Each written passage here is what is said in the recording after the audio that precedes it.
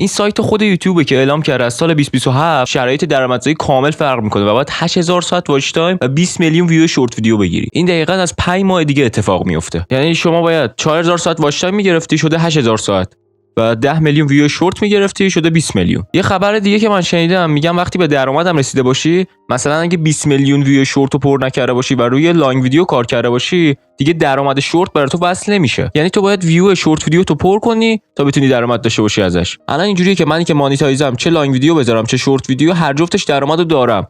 ولی با این آپدیتی که کرده و قراره بشه، باید هر جفتش شرطش پر بشه تا بتونی درآمد داشته باشی. یعنی اگه 8000 ساعت واچ تایمو پر کنی، فقط درآمد لانگ ویدیو برات فعال میشه. اگه جفتشو بخوای، باید هر جفتشو فعالیت کنی و ویوشو بگیری. یه چیز دیگه که من شنیدم این بود که قراره درآمدو کاهش بده و قبلا اینجوری بود که 55% میداد به ما، 45% خودش، ولی الان برای کسایی که اشتراک یوتیوبو ندارن و پرمیوم یوتیوبو ندارن 35% فکر کنم میده و 65%شو خودش برمیداره. الان ما چقدر دقیقاً وقت داریم؟ 5 ماه دیگه وقت دارید تا چنلتون رو مانیتایز کنید و یه خبر خوب اینه که اونایی که تا قبل آپدیت جدید چنلشون رو مانیتایز کنن، مشکلی براشون پیش نمیاد و مانیتایز هستن دیگه. اگه این 5 ماه نتونید دیگه باید برید توی یه چیز سخت دیگه، 8000 ساعت واچ تایم پر کنید.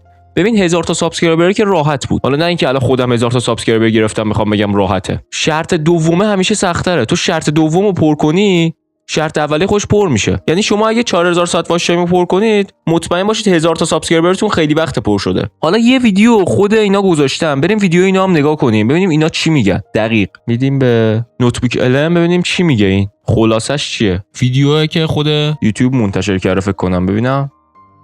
آره دیگه، شرایط درآمدزایی از تبلیغات برای ویدیوهای بلند سخت‌تر شده. قبلا 4000 ساعت واچ تایم، الان 8000 ساعت واچ تایم. برای شورت هم سخت‌تر شده.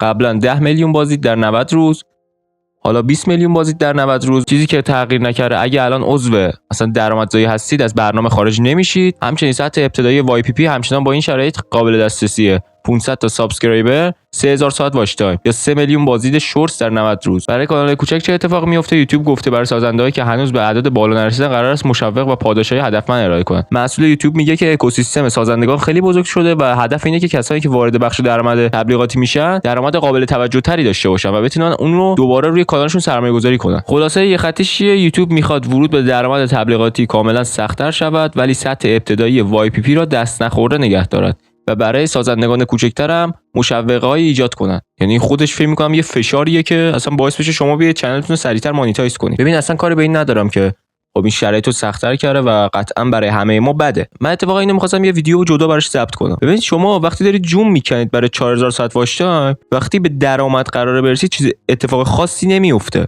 خب یعنی شما دارید مثلا جوم میکنید، آقا مثلا 200 ساعت واچ تایم آخرش مونده که این 200 ساعت رو پر کنید. یه سال دارید اینو پر میکنید. وقتی برسی به درآمد چیز خاص اتفاق خاصی نمیفته. فکر میکنید الان به درآمد برسید مثلا 1 میلیون دلار میریزه به پاتون. تو وقتی نتونید 200 ساعت واچ تایم پر کنی یا 1000 ساعت واچ تایم پر کنی، دیگه اصلا فکر درآمد نباید باشی. یعنی اینکه تو باید ویو رو داشته باشی بعد بری سراغ مانیتایزیه. یعنی اصلا مهم نیست آقا این 8000 ساعت واچ تایم و 20 میلیون ویو اصلا مهم نیست. اینا باید برای یه ماه تو باشه. اینا باید مثلا برای 20 روز تو باشه. واقعا خیلی مهمه حرفمون، باید قشنگ متوجه بشی. یعنی اگه ما نتونیم 8000 ساعت واچ تایم رو پر کنیم که هیچی نیست، چرا باید فکر درآمد باشیم مثلا؟ چون تو حداقل باید مثلا 4000 ساعت واچ تایم پر کنی ماهانه تا مثلا یه درآمد مثلا 100 دلار 200 دلاری داشته باشی. این که چیزی نیست اصلا. یعنی اینکه آقا باید بیای ویو بگیری. انگار حمایت بود، انگار داره فشار رو بیشتر میکنه که بیای تو ویو رو بگیری. ویو باید بیشتر، آقا رو محتوا باید بیشتر ارزش بذاری. الکی پول دیگه نمیدم، باید خیلی ارزش بذاری مخاطبا دوست داشته باشن. تامنیل، تایتل، اول ویدیو. آقا فرض کنید چنل شما از همین الان مانیتایزه. فرض کنیم آقا چنل من از همین الان مانیتایزه. اصلا ویو دارم که بخوام پول در بیارم.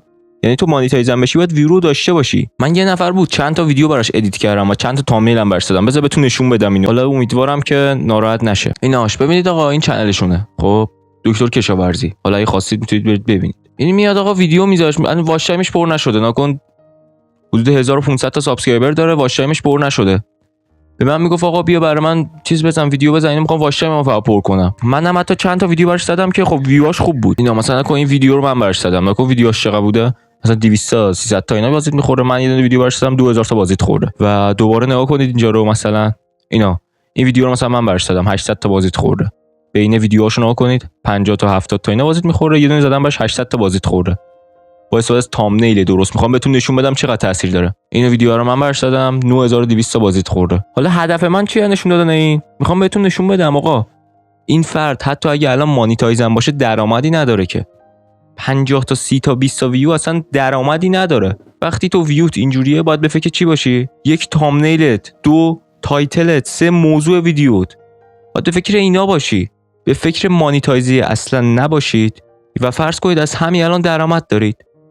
ببینید شما چقدر درآمد میتونید بندازید. به ازای هر 1000 بازدید فرض کنید $2 یوتیوب به شما پول میده. ببینید چقدر پول میتونید بندازید. شما باید $100 بندازید.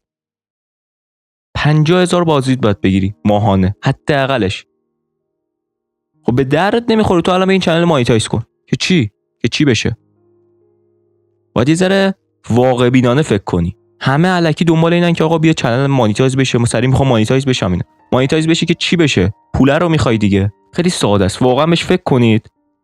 اینو من خودم می‌خواستم یه ویدیو جدا براش بسازم ولی دیدم تو این ویدیو جاش هست گفتم. آقا سریع باشید دیگه، بجنبید سریع کانالتون رو بیارید بالا چون خیلی مهمه این قضیه که شما قبل این آپدیت جدید چنلتون رو مانیتایز کنید. هر چی چنل دارید بیارید بالا سریع کارو جمع کنید. ممنون که تا آخر ویدیو رو دیدید.